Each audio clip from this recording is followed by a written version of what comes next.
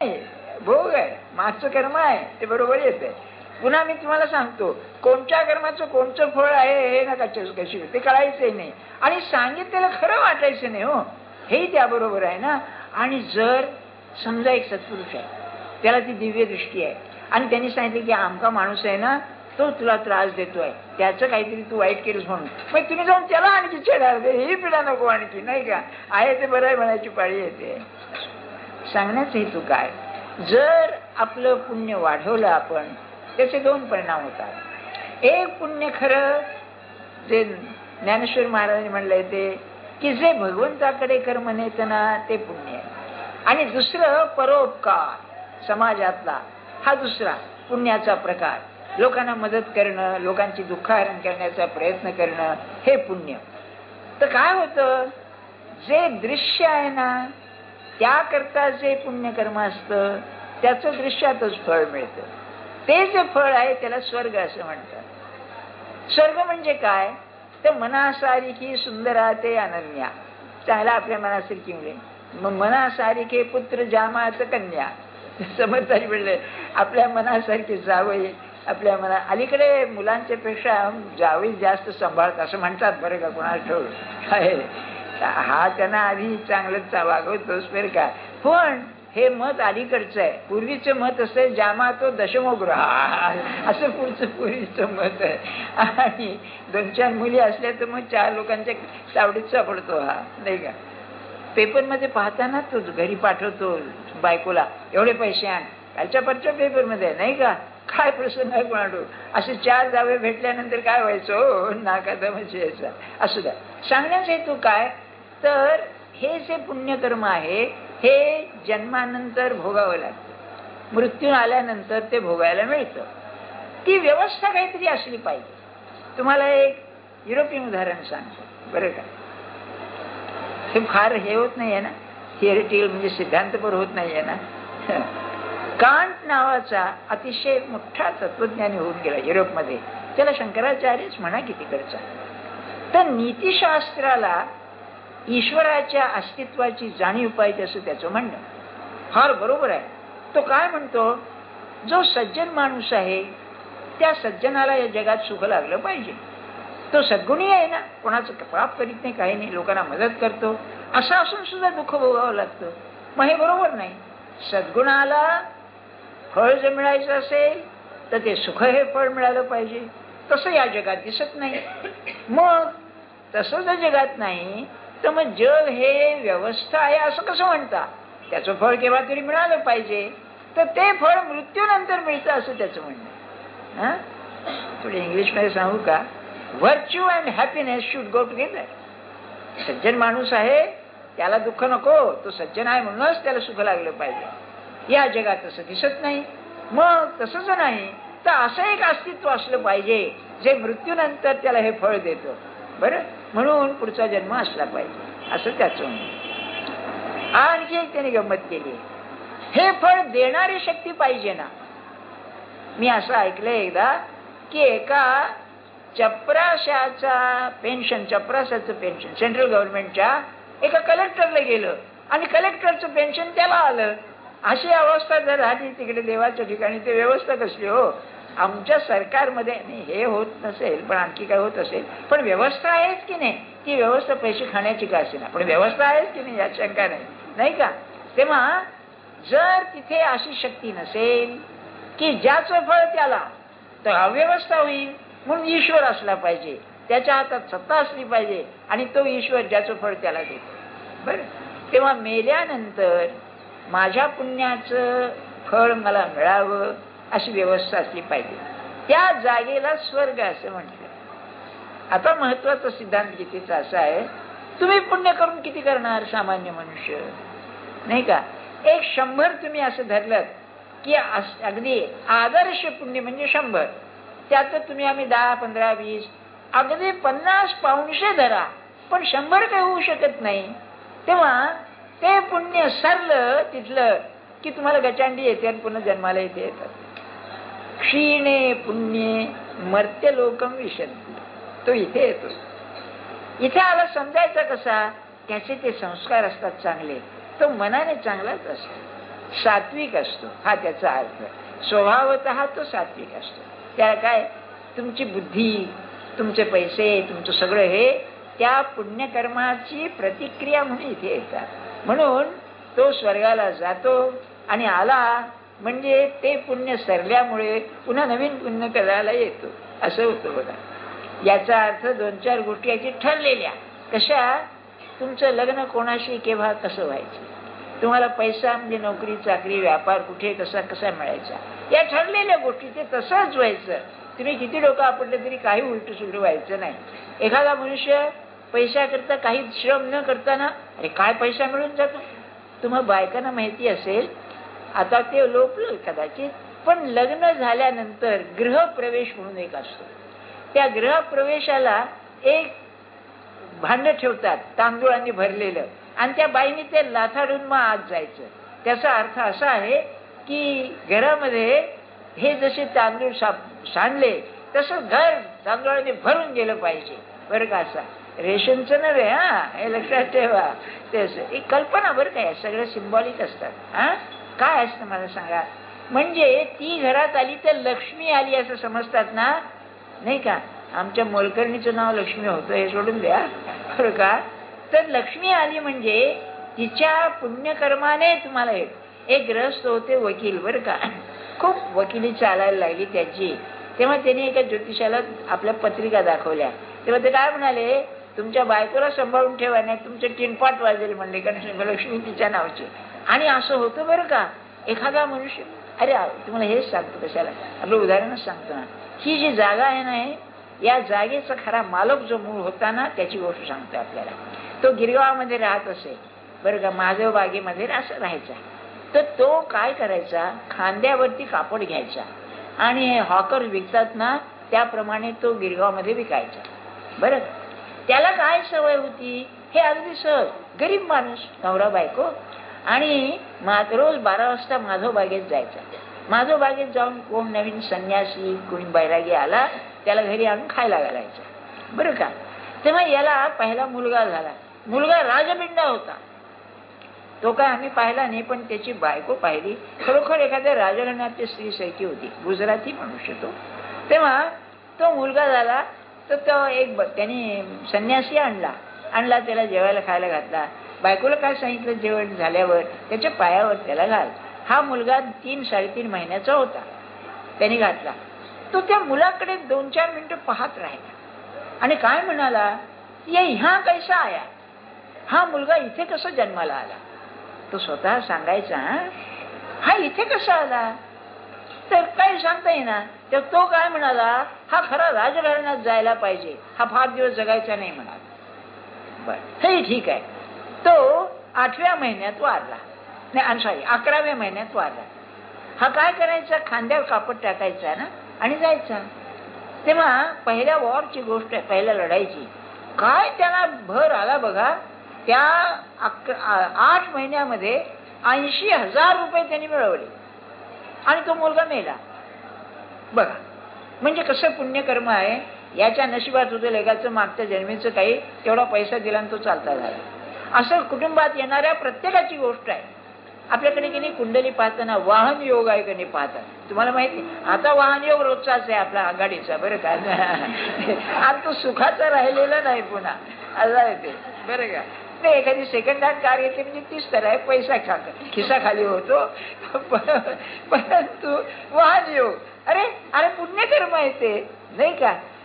काही वेळेला असं होतं, शेजारी जर मोटर जात असला एकाच ऑफिसात, चला मग तो घेऊन जातो, ते सोडून द्या. परंतु माझ्या म्हणण्याचा हेतू काय, हे पुण्यकर्म आहे. त्याचं देणं काही आहे म्हणून ते होतं बरोबर आहे तेवढं बरं. सांगण्याचा हेतू काय आपल्याला, तर हे जे कर्म असतात, क्षीणे पुण्ये मर्त्य लोकम विशंती, तेवढा भोग संपला की गेलं सगळं.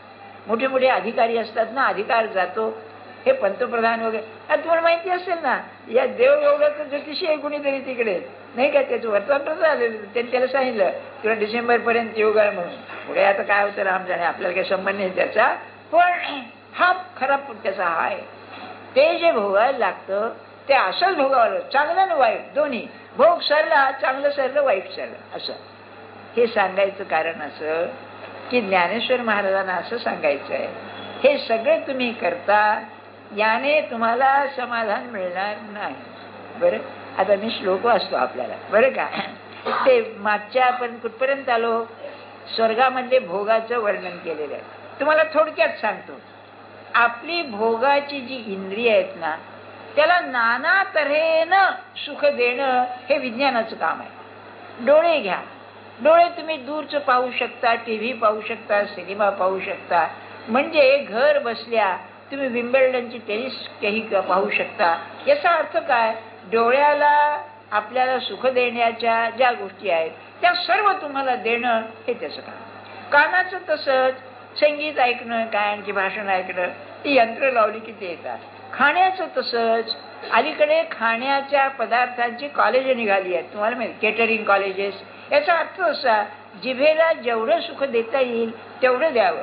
दांडेकरी गमती सांगत, एक गमत सांगत, ते म्हणाले, मी एका आपल्या प्रवचनाला गेलो होते एका खेडेगावामध्ये, तेव्हा एकादशी होती. प्रवचन सगळं झाल्यानंतर रात्री आता फराळाला जायचं, ते पाटील बुवा आले आणि म्हणाले, मामा तुमच्याकरता स्पेशल तयार केलं बायकोनी आज. का हो म्हणाले, ते म्हणाले साबुदाण्याची खिचडीत कांदा घातला आहे म्हणाले, आज तुम्हाला खायचा आहे. बरं का, तेव्हा त्या लोकांना कल्पनाच नाही म्हणाले की जिभेचं काय आहे काय नाही. पण जेवढं सुख द्या, आता हे असतं ना चॉकलेट वगैरे, त्याचे प्रकार तुम्ही पाहिलेत का.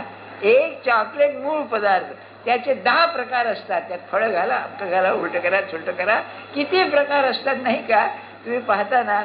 हे म्हणजे स्वर्ग म्हणजे काय, तर आपल्या इंद्रियांना जितकं जास्त सुख देता येईल तितकं देणं.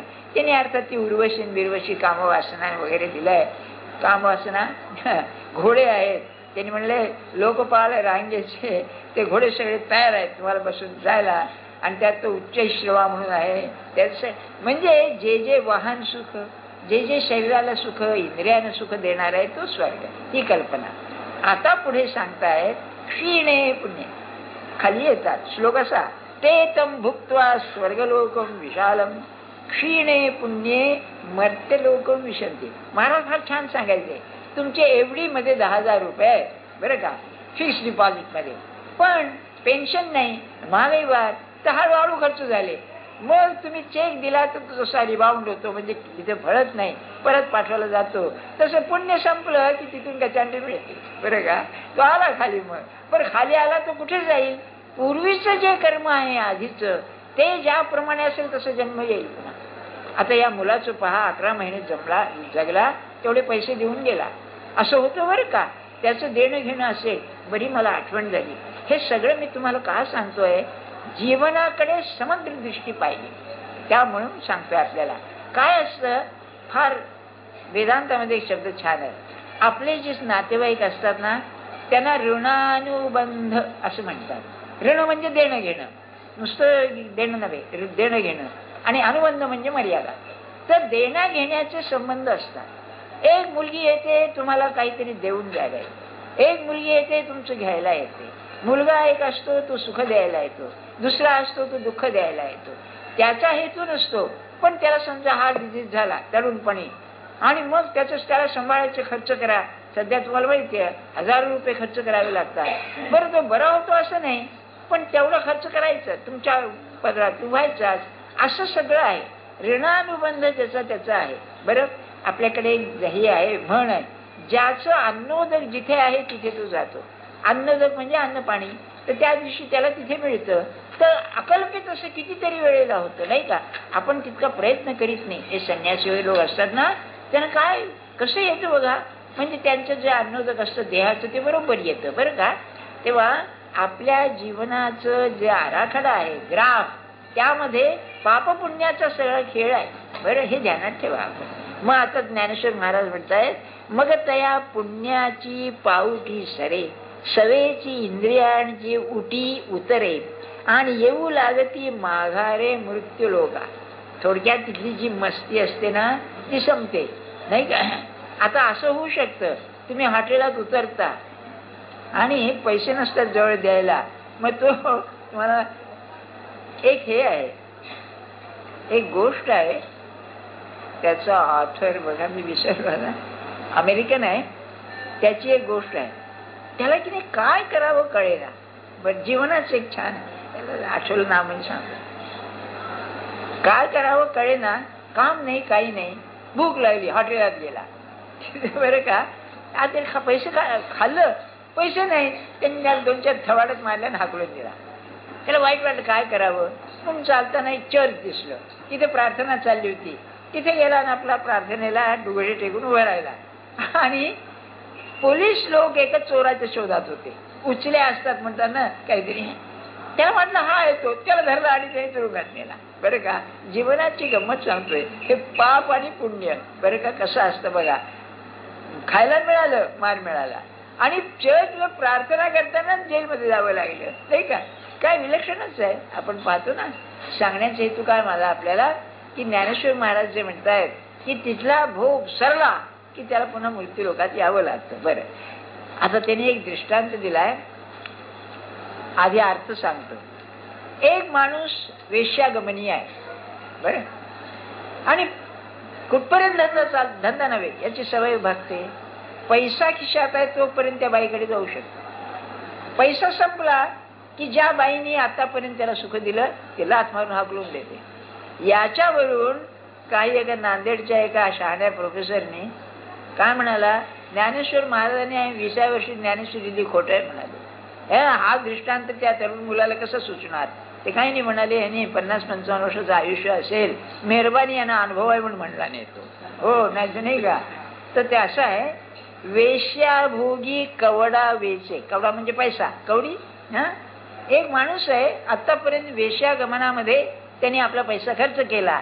मग दारही चेपू नाही येते. दाराला हात लावता येत नाही, कारण ती लाथ म्हणून हाकलून देईल. तैसे लाजीरवाने दीक्षितांचे काय सांगू. दीक्षित म्हणजे पुण्यवान माणूस. तो पुण्यवान माणूस स्वर्गाला गेल्यानंतर जसा हा पैसा संपल्यानंतर ती वेश्या घेऊ देत नाही, त्याप्रमाणे त्यांना तिथे राहता येत नाही, तिथून हाकलून देतात. म्हणजे आपल्या भोगाला त्यांनी काय किंमत दिली आहे बघा. पुढे एथ तिथे या माते चुकले, जी पुण्य स्वर्ग कामले, तया आमरण ते वाव झाले अंतिम मृत्यू लोक. इथे चुकलं काय म्हणाले, एक थोडं चुकलं की ज्याने पापालाच पुण्य म्हटलं हे चुकलं. त्यामुळे पुन्हा जन्मभर खाली येऊन मरावं लागतं. त्याला त्यांनी पापमय पुण्य असं म्हटलेलं आहे. जे भगवंताकडे न जाताना स्वर्गाकडे नेतात ते. बरं, मातेच्या उदर कुहरी. आता हा कसा आहे, आई बापाच्या आईच्या पोटामध्ये असताना उदर कुहरी म्हणजे कुहरी म्हणजे जाळ. पचून विष्ठेच्या दाथरी, उकडून नवमास वरी, जन्म जन्मोनी मरती. स्वर्ग गेला आले खाली, पुन्हा पुन्हा जन्म, पुन्हा पुन्हा जन्म. पुण्य करायचं स्वर्गात जायचं, तिथून गच्चू मारला की खाली यायचं, पुन्हा पुण्य करायचं पुन्हा जायचं. हे जन्म जन्म चालतं. आता एक गोष्ट तुम्हाला मी विचारतो. समर्थांचं म्हणणं असं आहे, म्हणजे ज्ञानीपुरुषांचं बरं का, गर्भी असता म्हणे सोहम. गर्भामध्ये असताना मी तोच आहे ही जाणीव आहे. बाहेर पडता म्हणे कोहम. बाहेर आलाय की मी कोण आहे हे अज्ञान. अज्ञानाचं आवरण येतं बाहेर आल्यावर असं म्हणतात. ह्याला काही उत्तर नाही. हे सत्पुरुष सांगतात, ते खरं मानायला पाहिजे की आपण गर्भात असताना आपल्याला स्वरूपाची जाणीव होते. किंबहुना त्यांचं म्हणणं असं, तिथे आपण वचन देतो भगवंताला की मी गेल्यानंतर तुझी उपासना करीन, आणि 12 की तू विसरतो असं म्हणतात. बुवा काय आहे कोणाठू, आपल्याला तर कल्पनाच नाही काही. हे जे मोहनिद्रा असते ना, हिप्नॉटिझम, त्याचं शास्त्र फार वाढलं आहे आता. मानसशास्त्राचा भाग आहे तो. त्याच्यामध्ये एक उदाहरण, एक काय आता असं उदाहरण सापडलं की एक माणूस 35-40व्या वर्षी आजारी पडला. तेव्हा तो मानसिक आजार होता. तेव्हा याच्या मनात काय आहे हे पाहण्याकरता त्याला हिप्नोटाईज केला. म्हणजे संमोहन निद्रा म्हणतात त्याला, ती दिली. मग ते काय आहे, असं समोरासमोर जो मनुष्य आहे ना, त्याला जर संमोहन निद्रा द्यायची, त्याच्या डोळ्यात पाहायचं आणि मनाने भावना करायची की हा वश होतोय मला, तो वश होतो लगेच. तो पेंगायलाच लागतो. ते एक सामर्थ्य आहे बरं का ते. आणि काही सत्पुरुषांच्या जवळ हे असतं, नुसते नजर टाकतात की काम होतं, त्या काही भावं लागत नाही जास्त. तेव्हा आणि काही लवड लोकांजवळही असतं. तर त्याला हिप्नोटाईज केल्यानंतर त्याला मागे नेला 10 वर्ष 5 वर्ष, तर त्याला गर्भाशयाच्या वेळेला नेला, बाळंत व्हायच्या वेळेला आई. तर त्याने काय सांगितलं त्या अवस्थेमध्ये की त्यावेळेचे जे 3-4 डॉक्टर होते, ती बाई आडली होती, ते डॉक्टर जे बोलत होते ना ते त्यांनी सांगितलं त्या अवस्थेमध्ये. आपल्याला साधारण 4 वर्षाच्या पूर्वी आठवत नाही काय होतं ते, क्वचित 3 वर्षाच्या वेळेला. माझे एक मित्र होते, ते ICS सोनियातनं, त्यांचा भाऊ माझ्या बरोबर होता. तर त्याला 3 वर्षाचं आठवलं. काय झालं, त्यांनी आईला विचारलं, आई लहानपणी मी असा घराच्या पायरीवरून पडलो होतो का? होय म्हणाली. तुझी जी खोक आहे ती त्याचं आहे. त्याला ते दिसायचं बघा स्वप्नामध्ये वगैरे असं, ती स्मरण. आपल्याला 4 वर्षाच्या मध्ये, आपण साधी माणसं 4 वर्षाच्या खाली, इतकं सुद्धा आठवलं तर पुष्कळ झालं. पण आता पहा संमोहन केल्यानंतर आहे. तर विवेकानंदांचं म्हणणं असं, तुम्ही आणखीच मागे गेलात तर मागच्या जन्मी काय होतं कळेल. पण या भानगडीत पडू नये. या जन्मात काय कमी लचांड आहे म्हणून मागच्या जन्माचं घेऊन बसता हो, नाही का? करायचं आहे काय? नाही तर असं व्हायचं की एखाद्या बायला मी मागच्या मी तुझा नवरा होतो म्हटलं तर काय म्हणायचं, नाही का? वेळाच व्हायचं, व्यवहारच बिघडायचं सगळा. नाही, ती आपली आली आहे, ती आपली आहे म्हणून समाधान मानावा, त्यातला मार्ग आहे. तेव्हा त्यांचं म्हणणं काय, आईच्या पोटामध्ये त्या सगळ्या घाणीमध्ये असताना हा 9 महिने तिथे राहतो आणि पुन्हा पुन्हा जन्म घेतो. बरं का? अगा स्वप्नी निधान फावे, परी चेईल्या हारपे आघवे, तैसे स्वर्ग सुख जाणावे वेदज्ञाचे. वास्तविक मुळात वेदज्ञाचा संबंध आहे, पण हे यज्ञ विज्ञ करणारे लोक असतात ना, हे पुण्याकरता करतात आणि ते जे लोक असतात ते स्वर्गाला जातात.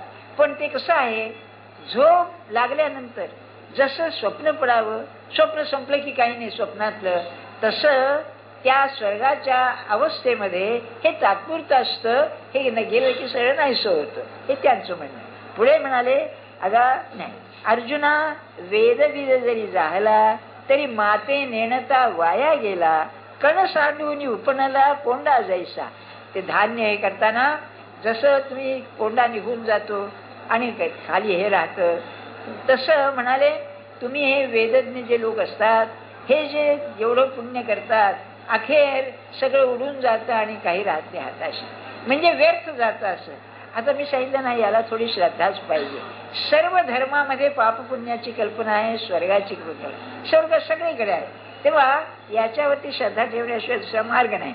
म्हणून मज एके वीण त्रयी धर्म कारण, आता माते जाणवून काही नेणं तू सुखी होशी.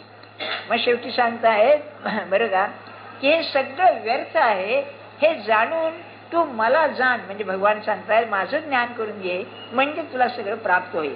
आणि मग आता गीतेतलाच प्रसिद्ध श्लोक आहे, अनन्यास चिंतयन्तो माम ये जना पर्युपासते तेषां नित्याभियुक्तानां योगक्षेमं वहाम्यहम्.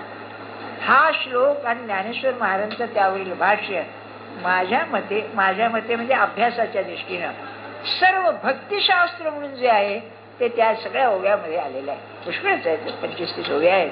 काय एक एक तत्व त्यांनी सांगितलंय. भक्ती म्हणजे आणखी काय सांगायला नको. बरं का, साधा अर्थ काय आहे, अनन्यता पाहिजे. अनन्यता म्हणजे माझा मालक एक, ते मी नेहमी विद्या सांगतो ना आपल्याला, की एक चरित धरिला चित्ती आम्ही रखुमाईचा पती, ही अनन्यता. बरं, समर्थांचं एक हे आहे वचन आहे, त्यात 4-5 ओव्या आहेत. कोसळून पडो हे आकाश तरी अणिकांची वास न पाहे. आकाश जरी कोसळलं आम्ही दुसरीकडे पाहणार नाही. हनुमंत आमुची कुळवल्ली त्यांनी म्हटलेलं आहे, वेद मंडपी वेदा गेली, नाही का, आम्ही नाही दुसरीकडे पाहणार. सगळ्यांना हेच. बरं का, किंबहुना आठवतो आम्ही ज्ञानेश्वर महाराजांचे गुरु निवृत्तीनाथ 18व्या अध्यायात म्हणाले, मला गुरुशिवाय कोण आहे, किंबहुना मी गुरुचा एकुलता एक शिष्य आहे. बरं, म्हणून माझ्यावरती एवढं प्रेम आहे. आणि गुरुचं वर्णन करायला लागले इतके वाहवत जातात. 13व्या अध्यायामध्ये आचार्योपासन सांगताना 100-150 ओव्या लिहून गेले आणि मग शेवटी म्हणाले, अरे काय हे श्रोते काय म्हणतील. पण असं झालं, म्हणले एक गुरु आहे, गुरु म्हणजे काय, म्हैस गाय पुन्हा, आणि ते चरायला लागलं, हिरवगार गवत चरायला लागलं. चरता चरता एवढं लांब गेलं की भान राहिलं नाही. तसं गुरुचं वर्णन करताना मला भान राहिलं नाही. श्रोत्याने तुम्ही मला क्षमा करा. आता तुझ्या शोकाचं भाषण ते पुढच्या रविवारी सांगितले. जानकी जीवन स्मरण जय जय राम, रघुपती राघव राजा राम, पतित पावन सीताराम.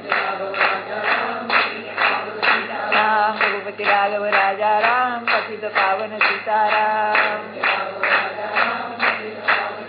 राम रघुपती राघव राजा राम, पतित पावन सीताराम. तुमको करा.